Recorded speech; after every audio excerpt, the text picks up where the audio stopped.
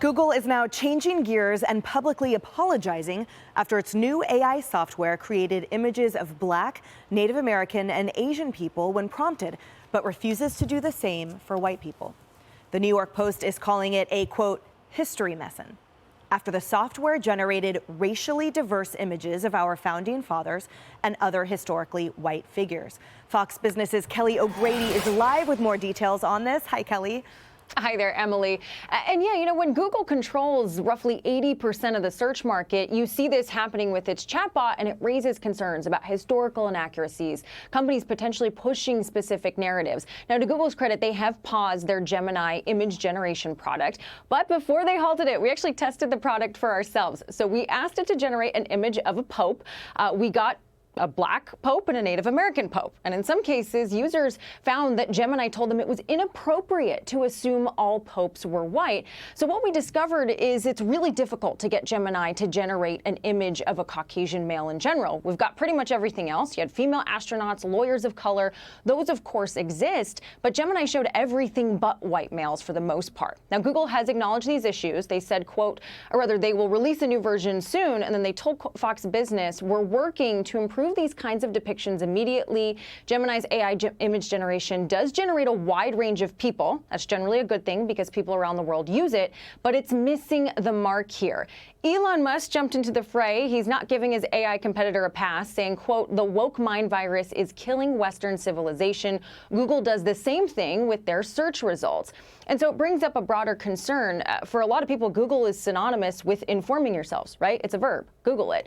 And so you've got search algorithms that are built by people, AI that's trained by companies with a specific narrative. We can think we're doing our own research, but it's really impacting what we know, Emily. Kelly, thank you so much. All right, bringing this conversation out to the couch. Sean, what say you?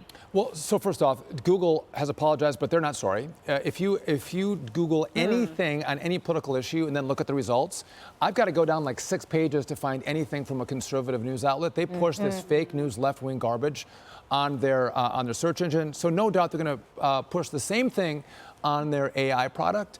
And again, you look at algorithms, you look at the humans craft the algorithm to give certain outputs. So it's garbage in, it's garbage out. They're sorry they got caught. You know, Emily, it's really all about accuracy, right? And one thing that I ran into a lot during COVID, I could find a research paper to argue any point, either way. If you want to say something works, I'm sure you could find me a paper online that says it works, and you can also find me one that doesn't work. But if you actually want to know if something works, so every day when I'm in the hospital, if I'm trying to figure out, does a chemotherapy or a drug work on a certain type of cancer, you don't put into the algorithm, I want all the papers showing me that this medication works, right? You want to say, I want all of the papers that show me anything about this medication. And then you kind of can go into it and figure out what is actually accurate or not. So if you are putting into this algorithm, I want, a culturally appropriate, image of what a pope could look like, something like that, then that's what you're going to get. But if you're actually put in, please depict pictures, of historical references of popes, then you would expect them to be accurate and not be putting in some of these identity politics into the search engine. Totally. But okay, I loved how you said garbage in, garbage out, because in stark contrast to the doctor's, what objectivity would look like. You guys, let's check out the origin of these images, which would be from the person that designed it. So these are tweets since 2018 from the head of Google's Gemini AI. This is Jack Krawczyk's tweets. Things like this, guys. White privilege is bleeping real. Don't be a bleep and act guilty about it. Do your part in recognizing bias at all levels of egregiousness. Racism is real, but people fear their security more than fixing it. I don't mind paying more taxes and investing in overcoming systemic racism. This one, Jesus only cares about white kids. These are just the tip of the iceberg. What? We don't have enough time to read all of them. Garbage indeed. And that is the father of that program. There's nothing neutral about it. So, and I'm glad you put it that way, because artificial intelligence, as of now, and I can't predict the future, but as of now, it learns what we teach it. It's a learning language program. ChatGPT, it's a learning language program. Open Evidence is looking at medical things. It's learning what you teach it. So I just Googled, George Washington had slaves. Because as he's depicted, when you Google his image, he's got my tan. But that wouldn't make any sense because of the 317 people in Mount Vernon at the time when George Washington was president, he owned 123 of them. That's on Google too.